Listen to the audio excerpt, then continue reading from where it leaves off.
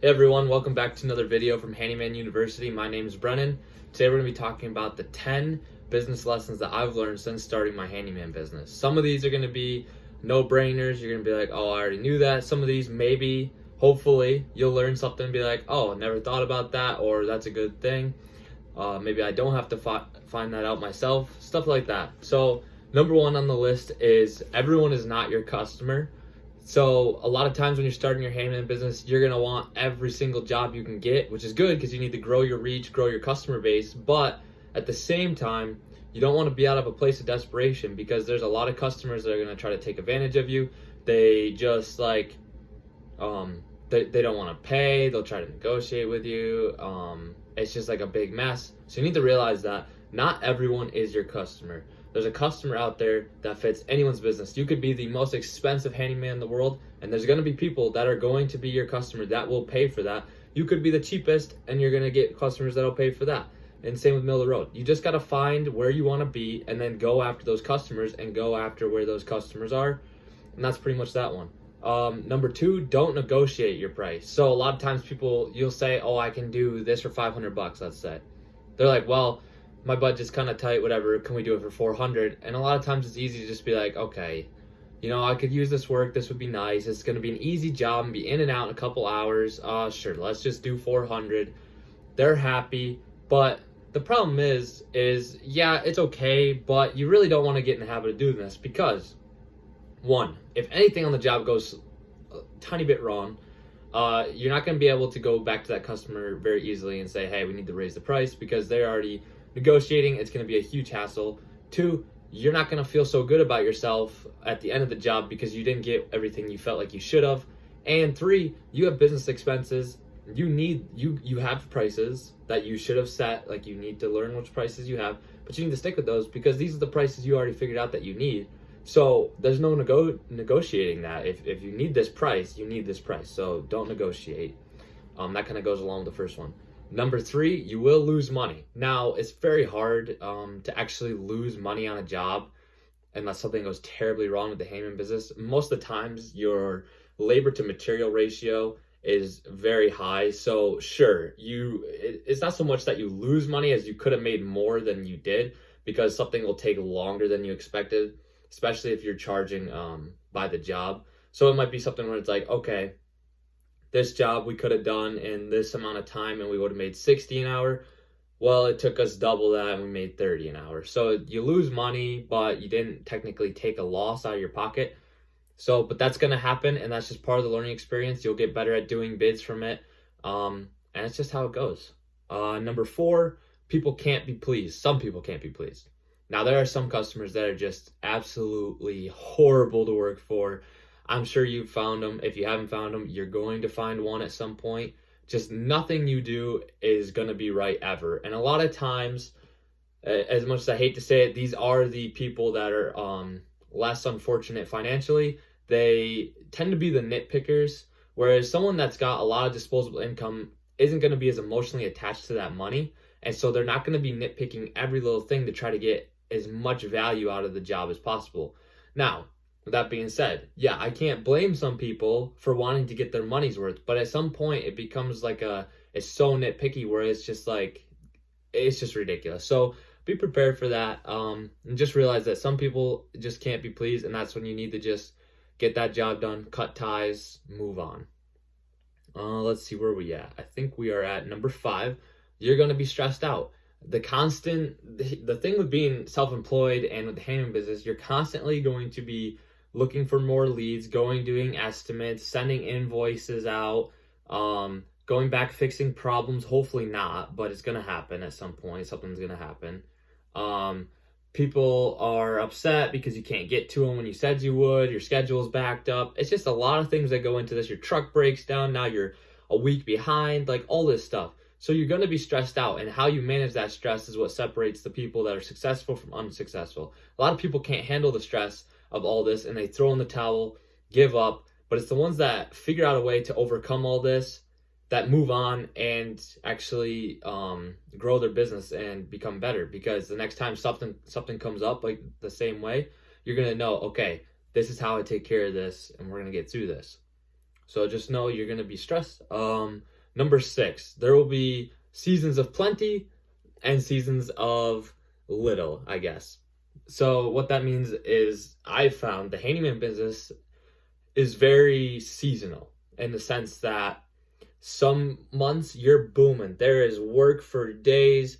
You're making money hand over fist. And then the very next month could be boom, we got no work. And it comes in waves. I found it's either all or nothing.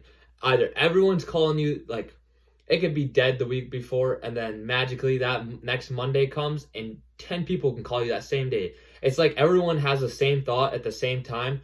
Let's call the handyman.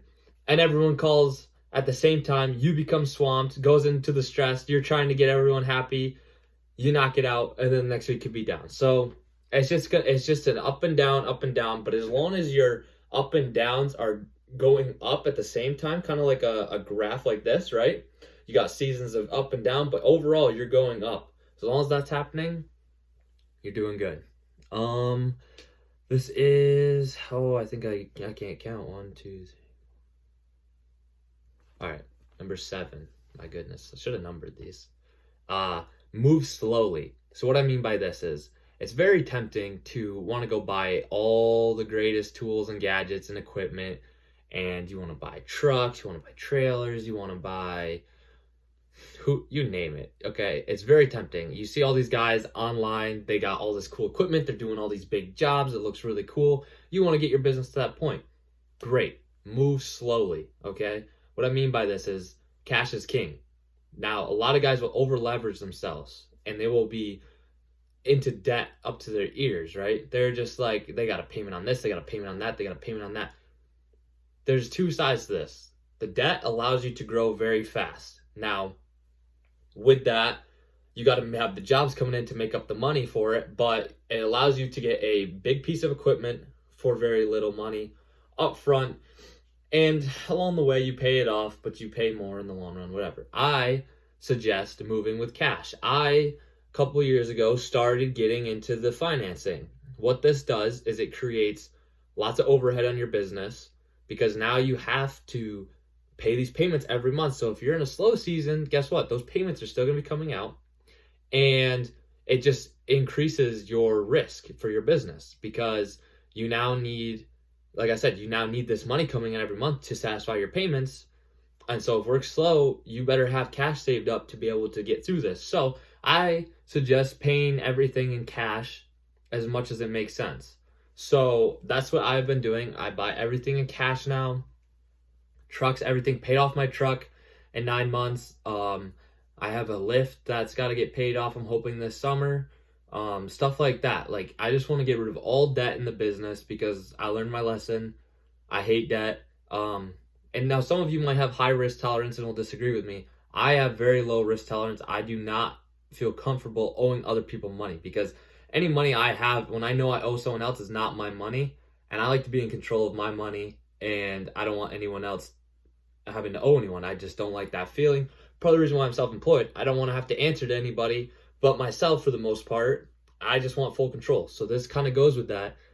I suggest moving slowly with cash. It's boring, it's slow, like I said, but in the long run, it makes a very stable business and will pay off greatly. So moving on to number 8, move quietly. So I know for me, it's very hard I get very excited and tell people about my plans, about my business, like, oh, I'm hoping to do this, we're going to do this. Like, problem is, you tell people about your stuff, right? Most people are going to have an opinion about what you're saying. Usually it's negative. Usually people are going to try to talk you out of it. They think it's stupid, blah, blah, blah. So what I found is, the more people you tell about what you're going to do something, the less you're apt to actually do it, because people are going to have opinions, and those are going to, whether you think you care about people's opinions or not, it's going to be playing up in your mind, and you're going to talk yourself out of it, or you're going to give up early on it, when all you might have had to do is go just a little bit further and it might have worked. You're never going to know, because you listen to these voices in your head. And so just move quietly. People don't need to know about your business, okay? Just work quietly, let them see the results when all of a sudden you've exploded and they're like, what the heck? And you just put your head down and grind it. Number 9, cash flow is super important. So I know for me, when I get busy, especially in the summer, it is so hard to You go to work all day long. You come home, you knock out a couple estimates, and you're ready for bed. Like, if at the very least, I mean, maybe you get estimates done, maybe you don't. You work from sun up to sundown. You're just grinding, right? Because you got so much work coming in, and it's very easy not to send out those invoices or get after the people that haven't paid. But you really need, this is the lifeline of your business. Money is the blood supply of your business, and you need to stay on top of that, because if you got cash running low, it's not a good place to be. You want the cash flow high. Keep that cash coming in. Allows you to make moves as you need to move, and just overall, definitely do not let your invoices go like I have. And it's a bad habit. So just get on top of it. Cash flow is king. Get that cash in that bank account ASAP. Number 10, don't take your foot off the gas. It's going to be tough. Like I said, there's going to be up seasons, down seasons. Just keep going. It's worth it in the end. If you truly want to be self-employed and run a business, this is what it is. It's not about how you act in the times of plenty and good. It's how you act when you're down in a slump, when things are going bad, when you can't land jobs, when money's getting tight. It's what you do in those times that completely determines how much you go up and what happens during those times. So that's been the 10 lessons I've learned since starting my handyman business. Like I said, some of them might be applicable to you, some of them might not be. Let me know if there's any others that you guys have shared in the comments. Like, I would love to talk about them. Maybe there's some things like I'm hoping I can hear some things from you guys, like, stay away from this, don't do this. Like, that's what this is all about. So anyways, good to be back. Maybe I'll see you in another one here soon, hopefully. And thanks for watching.